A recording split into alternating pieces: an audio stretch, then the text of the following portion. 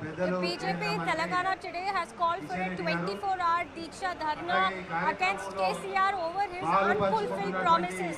Behind me you can see all the top leaders of the BJP led by state in charge, in fact Tarun Chugh, along with BJP state president G. Kishan Reddy, DK Aruna, National Vice President, and all the prominent leaders of the BJP here in Telangana staging a protest against KCR. Their core issue is unfulfillment of jobs. They are raising questions on how and why KCR has failed to give employment to unemployed youth despite making tall promises. The other big question that they are raising is on the non-allocation of 2 BHK households to the poorest of poor as promised. They are doing a dharna here to showcase all the failures of the KCR government, and that's why here the BJP has also been talking about the welfare schemes undertaken by Prime Minister Modi. For instance, the comparison drawn include the fact that Prime Minister Modi has promised to fulfill 10 lakh jobs, out of which recruitment to the tune of 70,000 to 80,000 has been happening every month. Questions are being raised on what KCR has done. This dharna is crucial for the BJP as it starts to up its ante against the KCR government in the run-up to the Telangana elections, which is going to see a triangular contest between the ruling PRS versus the BJP and versus the Congress, which remains upbeat after the Karnataka elections. आज आपने धरना बुलाया है, क्या मुद्दे हैं? ऐसा है कि तेलंगाना केसीआर कुशासन से झुलस रहा है।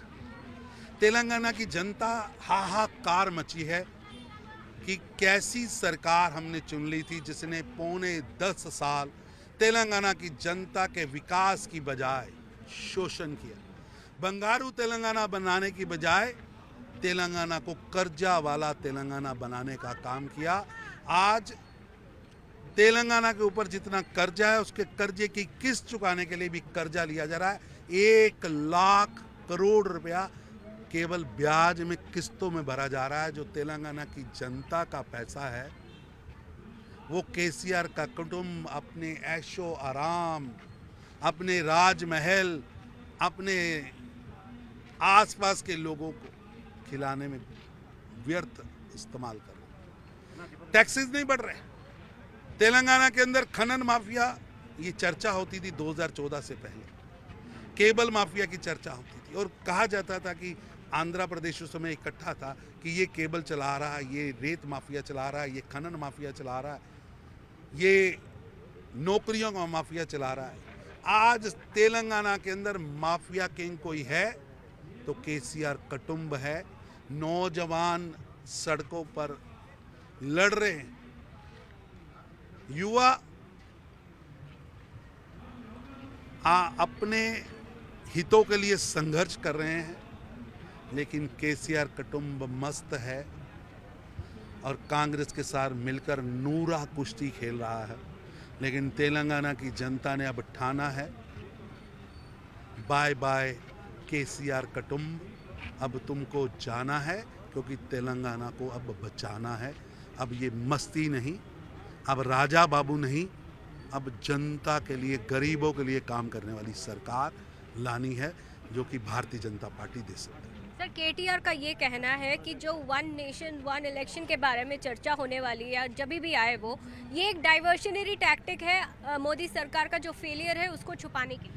प्रशासनिक चीजें आगे बढ़े, समाज नए नए प्रयोग करके आगे बढ़े, फजूल खर्ची बंद हो, ये देश की ज़रूरत है। केटीआर साहब नहीं समझ सकते क्योंकि वो सिल्वर स्पून लेकर पैदा हुए हैं, गोल्डन स्पून लेकर पैदा हुए। उन्हें तो ऐसा लगता है कि उनके परिवार का अधिकार है तेलंगाना पे शासन करना। लोकतंत्र है और लोकतंत्र में लोगों का पैसा एक एक पाई पाई बचनी चाहिए। आप क्यों भाग रहे हैं, क्यों डर रहे हैं? ये जो भ्रम, ये डर पैदा दिख रहा है ना, ये बताता है कि केसीआर जाने वाले हैं और भाजपा आने वाले हैं। 17 सितंबर को लेकर भी काफ़ी मुद्दा हो रहा है। आप लिबरेशन डे सेलिब्रेट करने वाले हैं। कांग्रेस यहाँ पे एक बड़ा सा रैली रखने वाली है। सोनिया गांधी आने वाली है। 5 गारंटीज लॉन्च करने वाले हैं और वो इसे इंटीग्रेशन डे कह रहे हैं। 17 सितंबर को आप मुद्दा बना के तेलंगाना के लोगों को अपील कर रहे हैं that this should be liberation day. हालांकि BRS गवर्नमेंट अभी तक उन्होंने कुछ सेलिब्रेशन तय नहीं किया है। लिबरेशन डे तेलंगाना की जनता ने अपने खून से 17 सितंबर को लिख दिया था। सरदार वल्लभ भाई पटेल उस समय नायक के रूप में उभरे थे और निज़ाम और राजाकारों के अत्याचारों से तेलंगाना की त्रस्त हुई जनता को बचाने का भगीरथी कार्य उस समय उन्होंने किया था।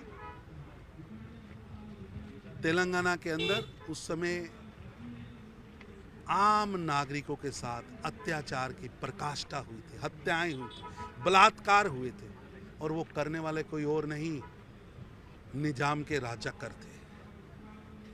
आज 17 सितंबर कई सालों से देश की आज़ादी से लेकर अभी तक विमोचन दिवस के रूप में हम मनाते आ रहे हैं, लिबरेशन डे के रूप में हम मनाते आ रहे हैं। और ये विमोचन दिवस तेलंगाना के जनता के दिल में है, क्योंकि उन्हें वो अत्याचार, राजकरों के निज़ाम के अत्याचार आज भी याद है। लेकिन दुर्भाग्य है कि केसीआर की सरकार की कार जो है उसका स्टीयरिंग MIM के हाथ में अवैसी साहब चलाते हैं।